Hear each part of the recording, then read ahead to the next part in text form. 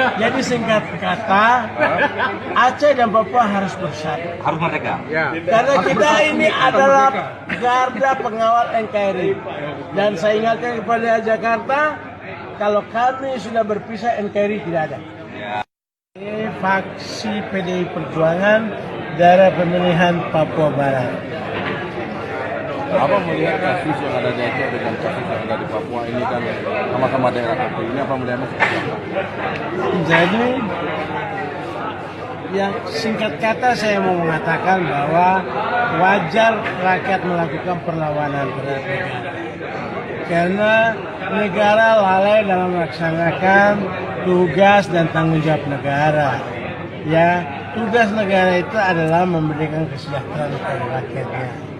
Ya, bahwa negara diberikan kewenangan menurut Undang-Undang Dasar Pasal 33 Undang-Undang Dasar 1945. Ia berkuasa atas bumi, air, segala kekayaannya untuk sebanyak-banyaknya buat kesejahteraan rakyat.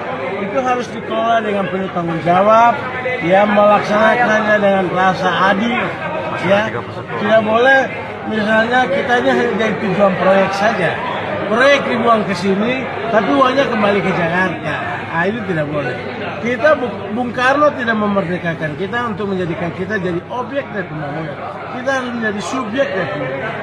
Ya, oleh karena itu, kalau jalan hanya sekian kilometer ke pahlawan nasional yang berjasa, ya, bahkan demi Indonesia merdeka, dia ikhlas menceraikan suaminya, ya, yang bermain mata dan kolonial itu. Ya, apresiasi apa negara berikan? Artinya negara semacam memainkan. Iya, Lupa. artinya negara lupa. Harusnya jalan ke makamnya itu harus dibangun jalan yang bagus. Itu bisa menjadi objek pariwisata, objek wisata buat generasi-generasi Aceh untuk menapakulasi semangat, cita-cita, gagasan, idealisme seorang Sud Mutia berjuang melawan kolonialisme, gitu, ya. Terus haram hukumnya kalau pemerintah Aceh menggunakan uang otsus membangun jalan peninggalan perusahaan, itu haram. Itu saja. Kalau perusahaannya sudah angkat kaki, sudah tidak ada, maka negara mengambil alih tanggung jawabnya membangun. Karena uang yang diambil dari perusahaan minyak itu kan disetor juga ke negara. Dan negara berkewajiban membalikan, itu adalah kompensasi. Kompensasi yang diberikan kepada rakyat Aceh melalui gas arumnya. Gitu. Tadi saya sudah lihat dari blok A, B, C, D dalam perjalanan saya lihat. Gitu. Ya.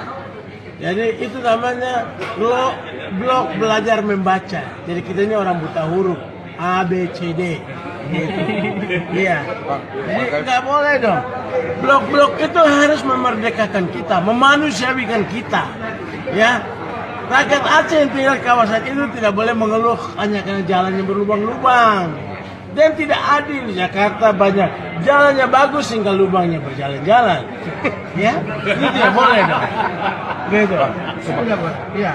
Oke bang, sedikit 2 menit bang. Ya. Sebagai putra asli Papua terkait dengan penembakan di Papua ini bagaimana bang? Menurut saya, ya, orang-orang yang berkomentar soal peristiwa itu, orang Papua bukan orang yang tidak waras sehingga harus menolak pembangunan.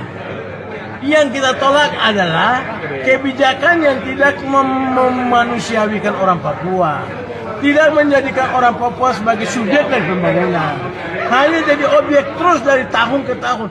50 sekian tahun Papua kembali ke pelukan NKRI. Jadi abang itu orang Papua dengan tragedi sekarang minta merdeka atau minta keadilan?